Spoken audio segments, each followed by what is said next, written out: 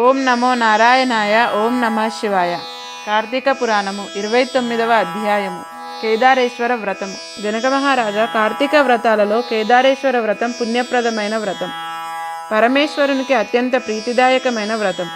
భోలాశంకరుడైన ఆయన కరుణా కటాక్షము వలన అపారమైన సిరి సంపదలు, శుభాలు కలుగుతాయి.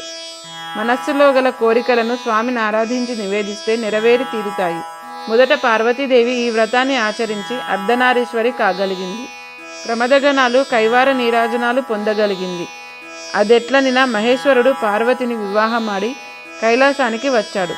సుర, గరుడ, కిన్నెర గణాలు, నారద, తుంబూరాదులు, యక్ష, గంధర్వాదులు, ప్రమదగణాలు అందరూ జతగూడి స్వాగతం పలికారు. ఘృతాచి, తిలోత్తమ, ఊర్వశి, రంభాదులు కమనీయంగా నృత్యం చేశారు. నారద, తుంబూరాదులు అపూర్వ గానంతో పరమేశ్వరుని కీర్తించారు. అక్కడ చేరిన వారిలో ఏ ఒక్కరూ పరమేశ్వరునికి ప్రణామాలు చేయలేదు. భృంగి బాగా ఆలోచించి అపూర్వ రీతిలో వినోద ప్రధానంగా నాట్యం చేశాడు. అక్కడి వారంతా ఆనంద పరవశులయ్యారు. పరమేశ్వరుడు చెంతనగల పార్వతిని విడిచి దిగ్గున లేచి భృంగి దగ్గరకు వచ్చి వెన్ను తట్టి ప్రశంసించాడు. అదే తరుణంలో అక్కడి వారంతా శివుణ్ణి చుట్టుముట్టి దండ ప్రణామాలు ఆచరించారు. తనను వెలివేసి దేవతాగణం అలా ప్రవర్తించడం ఆమెకు మనస్తాపాన్ని కలిగించింది. ఇందుకు కారణమేమిటని శివుణ్ణి ప్రశ్నించింది. దేవి, పరమార్థాన్ని ఆశించు, భక్తజనులు నీ వలన ప్రయోజనము లేదని అలా చేశారన్నాడు. పరమేశ్వరుని ఇల్లాలినైనా తలంచక తన అయోగ్యతను తెలియపరిచిన దుస్థితిని తొలగించుకోవాలనుకున్నది. అడవులకు వెళ్ళి తపస్సు ప్రారంభించింది. కొంతకాలానికి సిద్ధుని రూపంలో శివుడటుగా వచ్చి, కోరిక పట్ల వ్యామోహంతో ఏకాగ్రతను సాధించలేకుండా నువ్వు ఎంతకాలం తపస్సు చేసినా నిష్ప్రయోజనమే. ఇది కార్తీక మాసం. భోలాశంకరుడైన ఈశ్వరుడు కేదారేశ్వరుడన్న పేరుతో భక్తులను ఉద్ధరిస్తాడు. దీనినే కేదారేశ్వర వ్రతం అంటారు. ఈ వ్రతం చేసేవారు నిష్ఠతో, భక్తితో స్వామిని ఆరాధిస్తూ తమ కోరికను విన్నవించుకుంటే అవి నెరవేరుతాయి, ప్రతిష్ట, ప్రగతి సిద్ధిస్తాయి అని చెప్పి అంతర్హితుడయ్యాడు.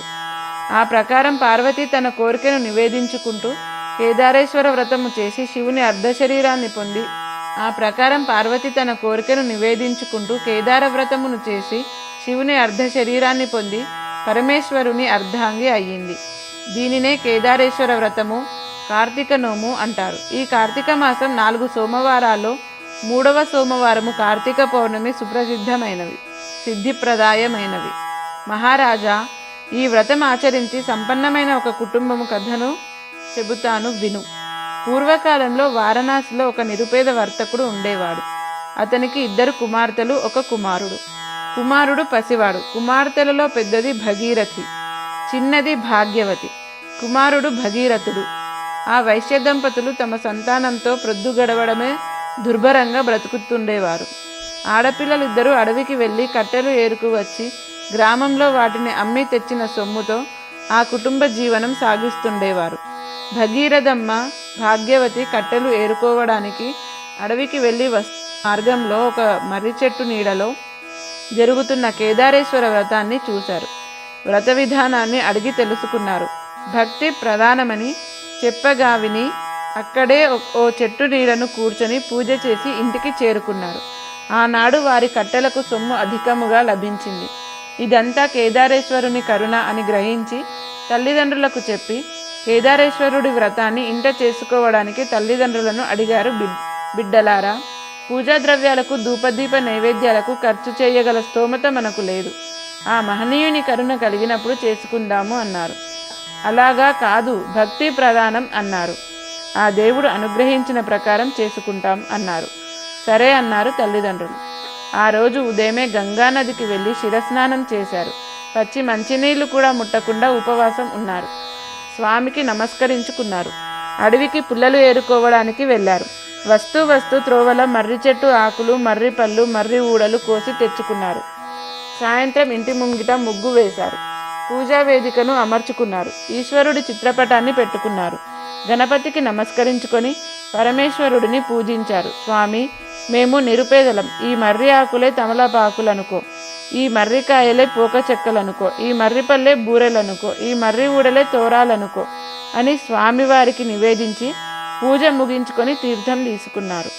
చంద్రోదయాన్ని దర్శించుకొని చల్లగా చూడు తండ్రి అని మొక్కుకున్నారు. ఆ అనంతరం పుల్లలను అమ్ముకొని నూకలు తెచ్చుకోవాలని బయలుదేరారు. తమ తట్టలోని పుల్లలు బంగారం పుడకలై వారిని ఆనందాశ్చర్యాలతో అలరారజేశాయి. ఆ బంగారు పుడకలు కారణంగా వారి స్థితిగతులు మారాయి. పరపతి ప్రతిష్ట పెరిగింది. నియమం తప్పకుండా కార్తీక నోము నోచుకుంటున్నారు. కుమార్తెలిద్దరికీ యుక్త వయస్సు వచ్చింది. సౌందర్యవతులైన వాళ్ళను తూర్పు నుండి ఒకరొచ్చి పెద్దమ్మాయిని, పడమర నుండి ఒకరొచ్చి చిన్నమ్మాయిని తమ తమ కుమారులకు ఇచ్చి వివాహాలు చేసి తీసుకువెళ్ళిపోయారు. భగీరథయ్య పెరిగి పెద్దవాడయ్యాడు. ఎప్పట్లా కార్తీక మాసం వచ్చింది. పేదతనం వల్ల కార్తీక నోములు అంతంత మాత్రంగా చేసుకునే వాళ్ళము. ఈనాడు మన అంతస్తుకు తగ్గట్టు చేసుకుందాం అని తల్లిదండ్రులను ఒప్పించాడు. పట్టు తోరాలు పాతవెల్లా తీసివేసి పెరట్లోని కాకరపాదు మీదికి విసిరేశాడు. బంగారు తోరాలు చేయించి ఎంతో ఆడంబరంగా ఘనంగా నోము నోచుకున్నారు. దర్పం తప్ప భక్తి శూన్యం కావడం వల్ల కేదారేశ్వరుని అనుగ్రహం తప్పింది. సిరి సంపదలు తరిగిపోయాయి. పేదరికంతో బ్రతుకు దుర్భరమయ్యింది. తిండి గడవడం కూడా కష్టమైపోయింది. పెరట్లోని కాకరపాదు విరగ కాచింది. తల్లి కొన్ని కాయలు కోసి కొడుకు చేతికిచ్చి షావుకారుకిచ్చి నూకలేమన్నా పట్టుకురా, గంజైనా కాచుకు తాగుదామని చెప్పి పంపింది. వాటిని పట్టుకొని భగీరథయ్య శెట్టి ఈ కాకరకాయలు తీసుకొని చారెడు నూకలు ఇప్పించండి అని పరిపరి విధాలుగా బ్రతిమిలాడాడు. ఈ చేదు కాకరకాయలు దేనికంటూ కసురుకొని కొన్ని నూకలిచ్చి పంపించి శెట్టి ఆ కాకరకాయలను ఇంటికి తీసుకువెళ్ళి భార్యకిచ్చి పులుసు పెట్టమన్నాడు. ఆమె వాటిని వంటకై తరిగితే వాటిలో నుండి నవరత్నాలు రాలిపడ్డాయి. ఈ అబ్బురానికి శెట్టి మురిసిపోయాడు. ఆ మర్నాడు భగీరథయ్య మళ్ళీ కాకరకాయలు పట్టుకొని నూకలకు రాగా, అబ్బాయి, నిన్న నువ్విచ్చిన కాకరకాయలు బాగున్నాయి, నీకెక్కడివి అని అడిగాడు. మా పెరటిలోని పాదుకాయలని చెప్పాడు భగీరథయ్య. వాటిని రోజు తనకే తెచ్చి ఇమ్మని బియ్యం కొలిచి ఇచ్చాడు. కుర్రవాడు చాలా ఆనందించాడు. ఆ ప్రకారం చెట్టుకున్న కాయలన్నీ ఆ చెట్టుకే విక్రయించాడు. పాదుకాయలన్నీ అయిపోయాయి.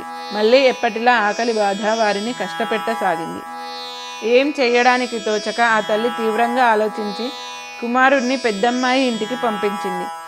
తమ పరిస్థితులన్నీ చెప్పి ఏమన్నా సహాయం అడుక్కురమ్మన్నది.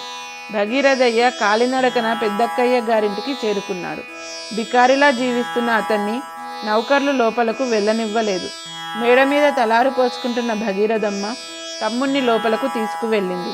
తమ్ముడి వల్ల వారి దుస్థితి అంతా తెలుసుకున్నది. ఒక గుమ్మడికాయ దొలిపించి దానిలో నిండుగా వరాహాలు పోసి ముచ్చిక బిగించి దానిని తమ్ముడికి ఇచ్చి దీనితో ఇంటికి వెళ్ళి దీనిని అమ్మకి ఇవ్వవలసిందిగా అతన్ని సాగనంపింది.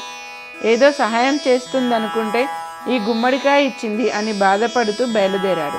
దారిలో ఒక గద్ద ఆ గుమ్మడికాయను తన్నుకుపోయింది.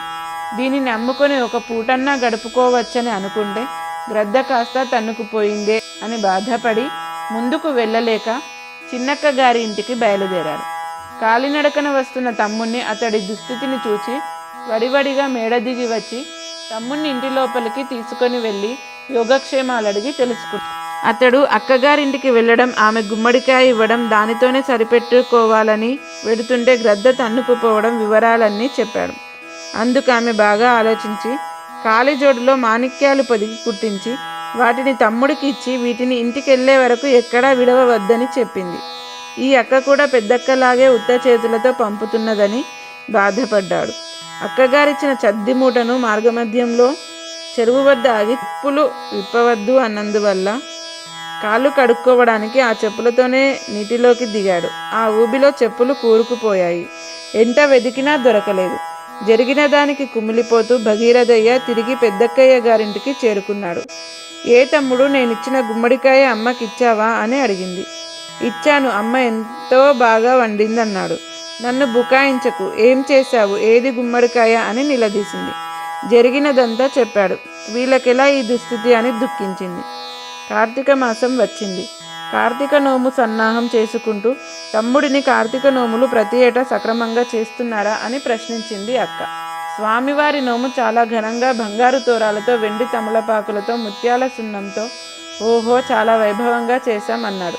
ఆ తర్వాత అని ప్రశ్నించింది. జరిగినదంతా చెప్పాడు.